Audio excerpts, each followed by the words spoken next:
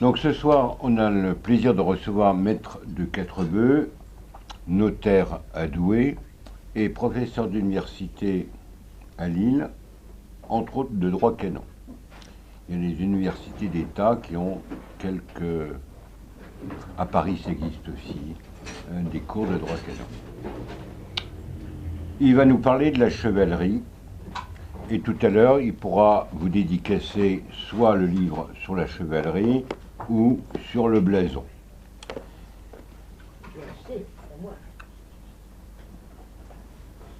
La chevalerie, les origines sont assez confuses.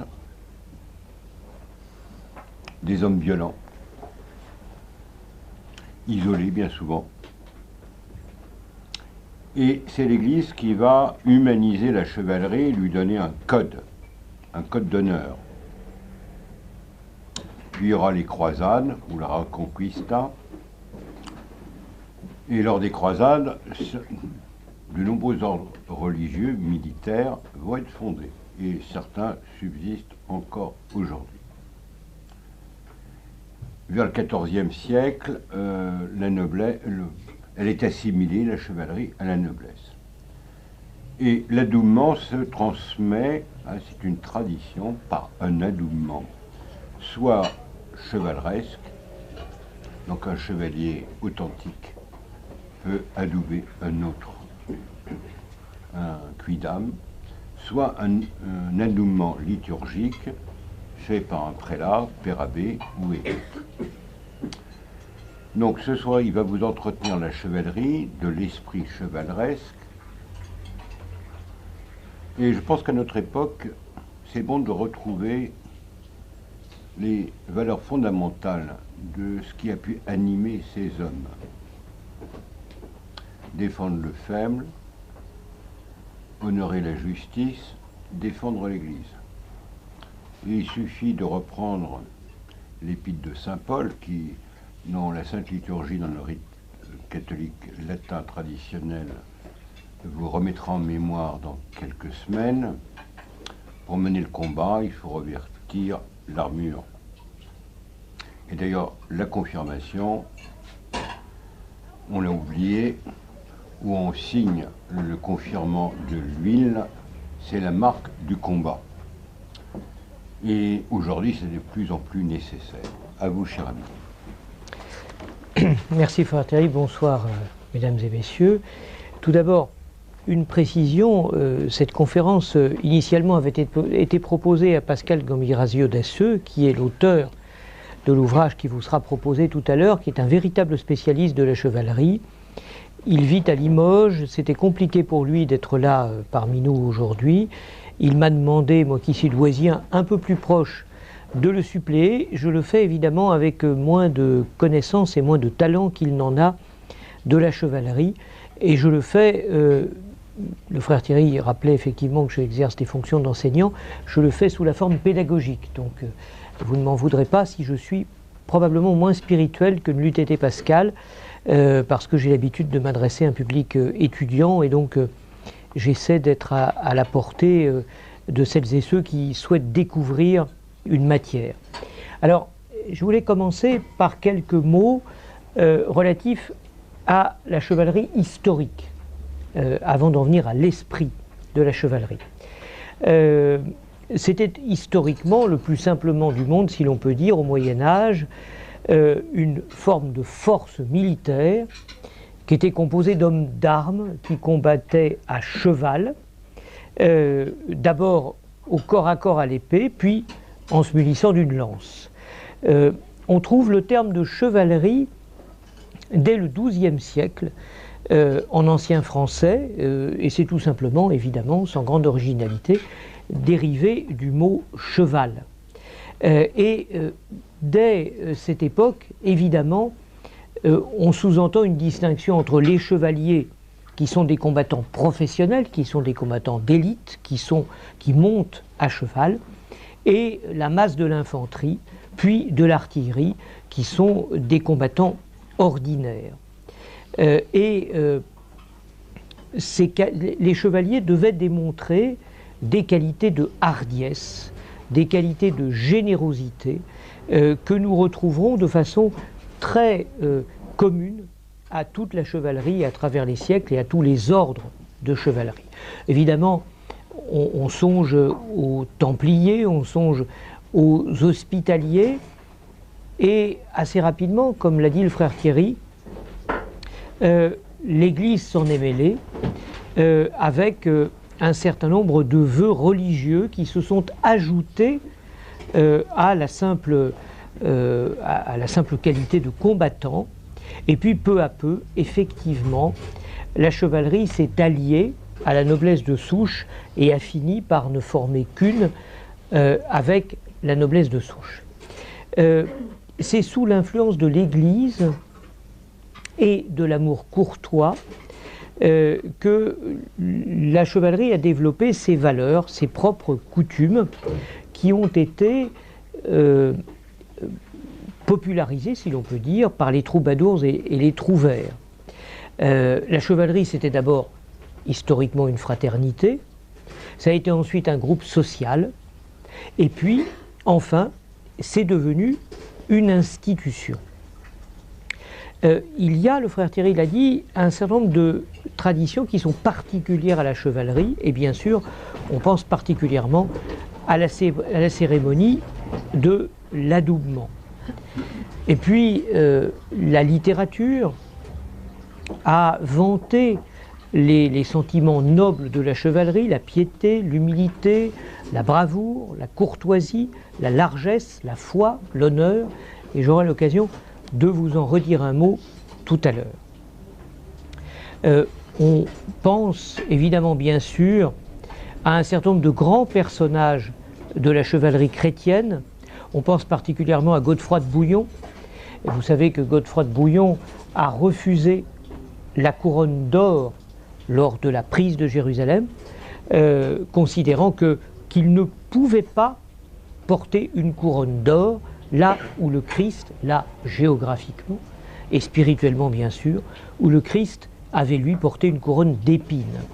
Et c'est pourquoi il a pris le titre d'avoué du Saint-Sépulcre, ce qui était une manière de démontrer que la Terre Sainte demeurait une possession du Christ et aussi du Saint-Siège. L'avouerie, l'avouerie étant à l'époque celui qui protège, qui représente pour les affaires temporelles une institution ecclésiastique. Donc il était celui qui représentait à la fois le Christ et le Saint-Siège dans la gestion temporelle de Jérusalem. C'est d'ailleurs ce geste qui a donné naissance à l'ordre équestre du Saint-Sépulcre de Jérusalem. On pense également, bien sûr, parmi les grandes figures de la chevalerie, à Philippe de Nanteuil. Philippe de Nanteuil qui a été une icône de la chevalerie européenne. On se souvient que en 1239, après une croisade en Terre Sainte de Thibaut Ier de Navarre, Philippe de Nanteuil est emprisonné, devient esclave du sultan d'Égypte, et c'est une époque où, détenu par le sultan d'Égypte, il a écrit un certain nombre de chansons qui sont restées dans l'histoire, dans lesquelles il louait son pays natal, la France, qu'il présentait comme le pays des idéaux de la chevalerie. Et il a évidemment, il est resté dans les mémoires pour ce patriotisme et cette forme de nostalgie spirituelle. Beaucoup d'autres, Roland de Roncevaux, bien sûr, qui est mort en 778 à Roncevaux, Bertrand du Guesclin également, Bayard, et nous avons de grandes figures de la chevalerie qui sont restées dans nos mémoires et qui ont fait que la chevalerie, qui avait en réalité disparu de facto, et nous verrons comment dans quelques instants, a réapparu affectivement. Alors, Au XVIIIe siècle, on pense aux mémoires sur l'ancienne chevalerie en 1753, à l'histoire littéraire des troubadours en 1774, et puis aussi, il faut bien le dire, à Walter Scott avec Ivanhoe en 1819, qui a lancé vraiment la mode, qui a relancé ou qui a lancé la mode de la chevalerie. Alors je vous rappelle à ce point de mon propos qu'il existe 4 sortes de chevalerie. La chevalerie régulière, la chevalerie militaire, la chevalerie honoraire et la chevalerie sociale. La chevalerie régulière, c'est la chevalerie des ordres militaires, où l'on prend un habit, où l'on porte les armes contre les infidèles, et où l'on s'engage à protéger les pèlerins qui se rendent au lieu saint, à servir les hôpitaux où ils doivent être reçus, et où l'on jure fidélité à l'Église. La formule de moine-soldat s'applique à cette chevalerie régulière, qui est une formule qui est tirée de Bernard de Clairvaux, qui, à propos des Templiers, évoquait effectivement, associait les mots de moine et les mots de Templier. Et je ne peux vraiment que vous inciter à lire ce texte de Bernard de Clairvaux qu'on trouve accessible sur la toile de façon tout à fait gratuite, que vous pouvez télécharger, de Laude Novae Militiae, dans lequel il écrit « Il est aussi singulier qu'étonnant de voir comme ils savent se montrer en même temps plus doux que des agneaux et plus terribles que des lions, au point qu'on ne sait s'il faut les appeler des religieux ou des soldats, ou plutôt qu'on ne trouve pas d'autres noms qui leur conviennent mieux que ces deux-là, puisqu'ils savent allier ensemble la douceur des uns à la valeur des autres. » Et je reviendrai sur Bernard de Clairvaux dans quelques instants. Deuxième chevalerie, la chevalerie militaire. La chevalerie militaire, qui est celle des anciens chevaliers et qui s'acquiert par des faits d'armes. On les appelait milites dans les anciens titres, et les princes eux-mêmes se faisaient recevoir chevaliers. On leur ceignait l'épée et on leur chaussait des éperons d'or. Les chevaliers militaires sont des chevaliers laïques, ne font pas partie d'un ordre religieux, qui participent à un ordre de chevalerie, comme les ordres constitués en Europe par un suzerain. Ce sont ces cavaliers qui sont à l'origine de la chevalerie. Les chevaliers servaient dans l'armée de leur suzerain féodal, leur seigneur, leur roi, leur empereur. Ils suivaient un code d'honneur, inspiré des valeurs chrétiennes, protéger le faible et l'opprimé. Alors, cependant, ces chevaliers, bien souvent, se voyaient reprocher, comme le disait le frère Thierry d'ailleurs, d'être peu disciplinés, de chercher la gloire personnelle lors des opérations militaires et de charger en désordre à la vue de l'ennemi. C'est ce qui explique la réticence qu'a eu longtemps l'Église à l'égard de la chevalerie. C'étaient des chevaliers qui s'équipaient eux-mêmes en armure, en armes, en destriers, avec leur propre denier. Troisième type de chevalerie, la chevalerie honoraire, qui est la chevalerie que les princes confèrent aux autres princes et aux premiers de la cour, mais évidemment ce ne sont pas des combattants. Quatrième chevalerie, qui est une chevalerie temporaire qu'on appelle la chevalerie sociale. Ce sont en fait des chevaliers qui se rassemblent pour un objectif précis. Alors ils fondent généralement un ordre de chevalerie, mais qui n'est pas officiel, qui n'est pas reconnu, et une fois que leur but est atteint, eh bien leur ordre est dissous. Alors, que ce soit les uns ou les autres, ce n'étaient pas des guerriers à plein temps. Autour de l'an 1000, on trouvait des chevaliers paysans qui vivaient dans de grosses maisons fortes, qui vivaient en groupe, et les chevaliers fréquentaient souvent leurs suzerains, les côtoyaient souvent, avec évidemment un niveau de vie, comme l'on dirait aujourd'hui, moins fastueux, mais ils étaient souvent seigneurs d'une petite terre. Et la chevalerie, au début du XIe siècle, a été un ascenseur social, mais un siècle plus tard, avec l'agrégation entre la chevalerie et la noblesse, la quasi-totalité des chevaliers sont issus de familles nobles, souvent les cadets célibataires et sans héritage, ou parfois les bâtards qui ont été reconnus par un père noble et qui s'engageaient les uns et les autres dans la chevalerie, puisqu'à l'époque le droit d'aînesse réservait l'héritage au premier fils né. Alors on trouve dès les alentours de l'an 1000 le terme latin miles, qui signifie guerrier, dans les écrits en latin médiéval, et c'est à cette époque qu'on voit apparaître ces trois ordres qu'on connaît, les hommes d'armes, les bellatores, les religieux, les oratores, et les paysans, les laboratores. Le combattant, le guerrier, le bellator, se caractérise par le fait qu'il se bat, et c'est ensuite qu'on voit apparaître celui qui se bat à cheval, l'eques, qui signifie un cavalier, qu'on voit apparaître au début du XIIe siècle. Alors, assez rapidement, qui plus est, le chevalier devient un vassal, et en fait le chevalier est un serviteur armé d'un châtelain chargé de protéger son domaine, et il participe au maintien, à la protection du système féodal. On a vu, on connaît dans le sud de la France, en l'occurrence dans les Bouches-du-Rhône, au château de Papia, on connaît les premiers chevaliers, 7 chevaliers, qui défendaient des terres seigneuriales en 1029. C'est la première fois qu'on voit apparaître des chevaliers connus.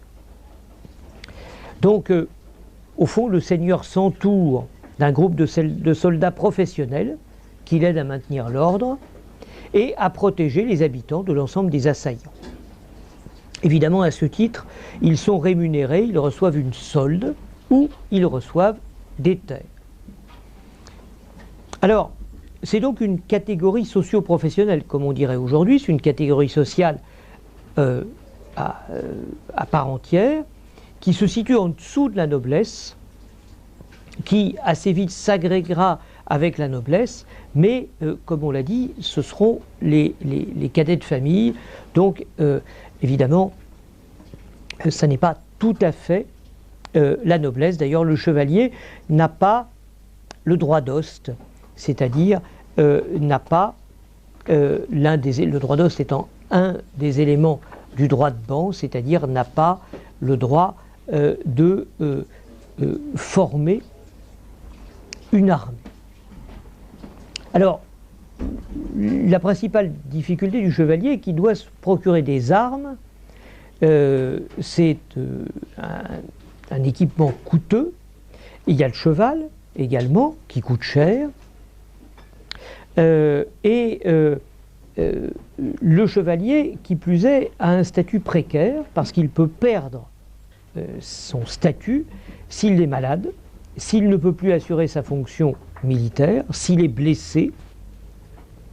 Et c'est donc une situation qui n'est pas une situation toujours acquise et totalement acquise.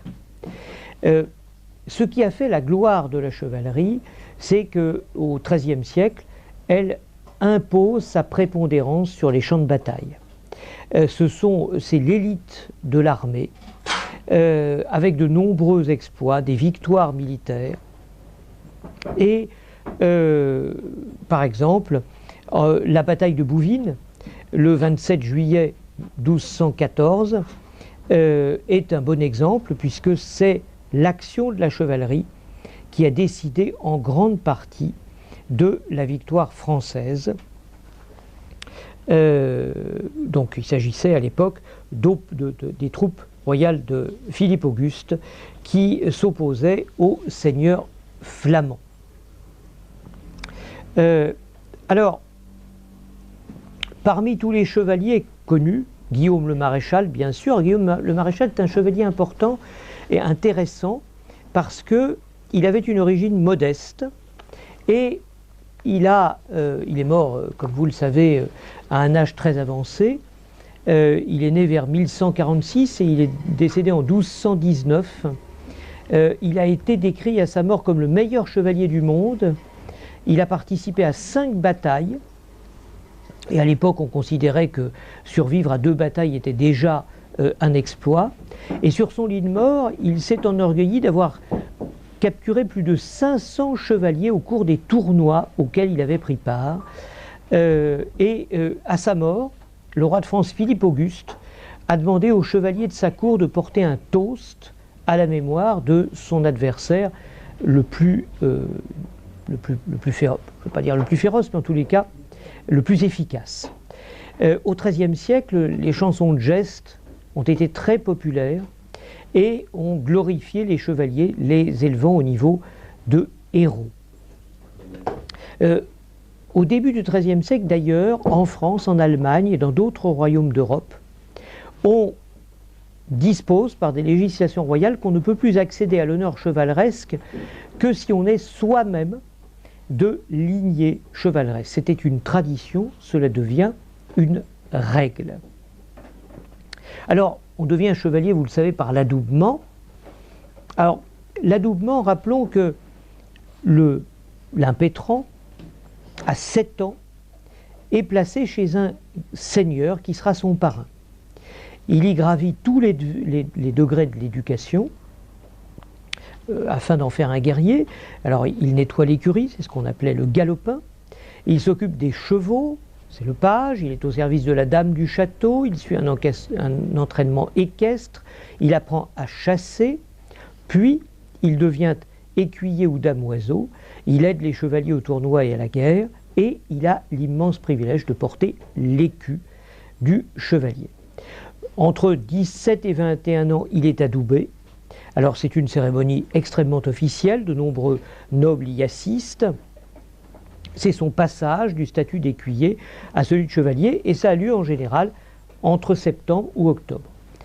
C'est toujours précédé, et on le retrouve dans la chevalerie moderne, par une nuit de prière dans une chapelle en compagnie de son parrain, au cours de laquelle il est revêtu d'une tunique blanche avec une croix rouge. Le blanc, la clarté, le rouge, c'est le sang, qu'il est prêt à verser. Puis il y a une fête, et le chevalier, sur une estrade, est prêt à se faire adouber. Il s'agenouille, il prête à haute voix le serment des chevaliers, une main sur l'évangile. Ses armes de chevalier lui sont remises par son seigneur et parrain, bénies par un prêtre, et une fois revêtu de son équipement, il s'agenouille de nouveau pour recevoir l'accolade. Alors vous savez que l'accolade, en fait, c'est la collée. On a altéré la signification et la nature de l'accolade. En réalité, c'est la collée qui est un coup de plat d'épée que donne le nouveau chevalier, qui est donné, au nouveau chevalier. Et c'est accompagné dans la chevalerie moderne, parce que cela évoque, c'est lié en réalité. À l'époque, on donnait un soufflet aux témoins, afin, qui ne savaient pas, c'est une époque où on ne savait pas écrire, on donnait un soufflet aux témoins afin qu'ils se souviennent que les faits dont ils avaient été témoins fussent gravés dans leur mémoire. Et donc, si vous avez assisté à des cérémonies contemporaines d'adoubement, après l'adoubement, on frappe le nouveau chevalier entre les omoplates et on lui dit « et ceci pour que tu t'en souviennes ». Et c'est une continuation, une trace de cette époque où l'on effectivement frappait, on souffletait pour que le témoin fût assuré de se souvenir de ce qu'il ne savait pas lire et de ce dont il devrait se porter le témoin fidèle par la suite, ayant été ainsi marqué. Alors, l'accolé, donc, c'est le nouveau chevalier reçoit un coup d'épée sur le côté gauche du cou. Et en fait, l'accolé, ça vient de colle, hein, tout simplement. Et Après la cérémonie, on organise des tournois auxquels se joignent les chevaliers adoubés, les vassaux du seigneur, et un certain nombre de banquets.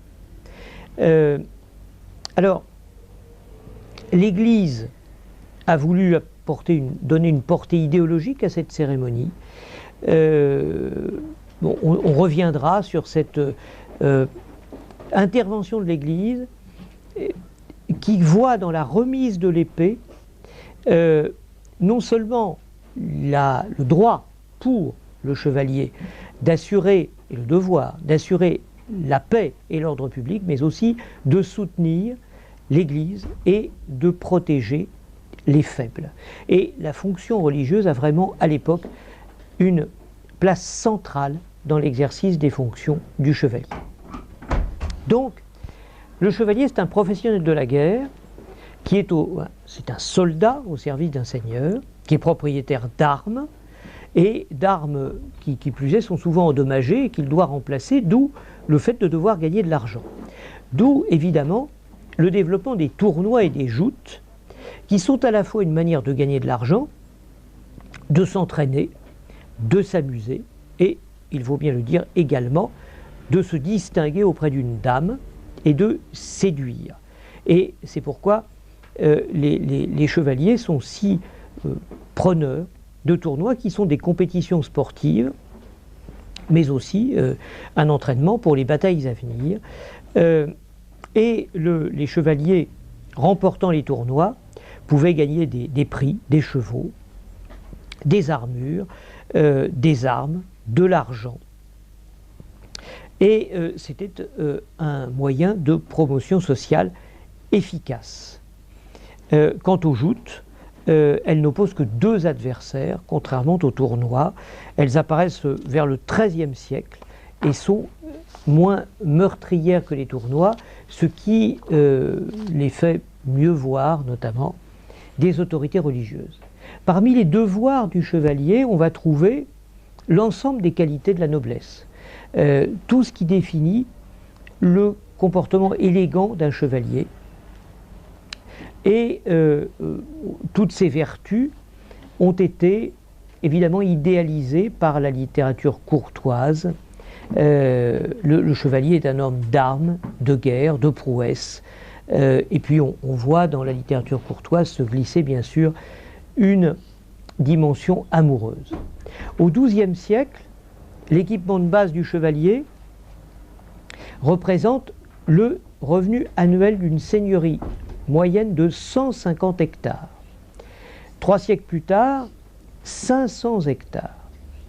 Alors l'équipement, c'est le haume, casque, la cuirasse, plastron, le haubert, la cotte de maille, les gantelets, l'épée, la lance, le bouclier. Et le poids de l'armure, c'est 20 à 25 kilos. Ce qui, nous le verrons, aura des conséquences par la suite. Et en fait, ce qui a marqué le déclin de la chevalerie, c'est la réutilisation de techniques anciennes et la réutilisation, notamment la reformation la réutilisation de formation de piquiers. Les piquiers, c'était des fantassins qui étaient armés d'une pique longue de plusieurs mètres et qui sont apparus dès le début du XIVe siècle chez les Écossais, les Flamands, les Suisses également. Alors ça n'est pas du tout nouveau, c'est pourquoi je parle de réutilisation, parce que Philippe II de Macédoine, Alexandre le Grand, tous les souverains hellénistiques avaient utilisé déjà, alors ce qu'on n'appelait pas à l'époque des piquiers, c'était des porteurs de saris, qui étaient en fait des bois de cornouiller qui étaient taillés et qui servaient à bloquer les charges de cavalerie. Alors ça allait de 4 mètres et demi, un peu plus de 5 mètres. Ensuite on est monté à plus de 7 mètres et c'est là que d'ailleurs les piquiers ont décliné parce que en fait dès lors que ces piquiers ont été je parle des piquets, des saris historiques helléniques, ont été extrêmement efficaces aussi longtemps qu'un camp était seul à les détenir. C'était des armes essentiellement défensives. À partir du moment où chacun les détenait, évidemment, ça se neutralisait. Et puis, lorsqu'elles se sont allongées jusqu'à 7,5 mètres, c'est devenu peu maniable. Et peu à peu, on les a abandonnés. Alors, il y avait deux pointes à chaque extrémité. Une était en fer, l'autre en bronze.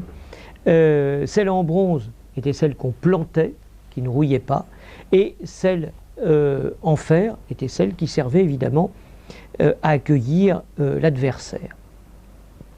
Ça a été repris donc par les Écossais, par les Flamands, par les Suisses, et puis on a vu aussi le développement de l'arc long, qui est un arc d'environ 2 mètres de long, qui a été très utilisé par les Anglais pour la guerre et pour la chasse. Et ces nouvelles méthodes, ensuite on a eu les arquebusiers, ces nouvelles méthodes ont été dramatiques pour la chevalerie. Dans les batailles de Courtrai, les batailles de Crécy, donc Courtrai en 1302.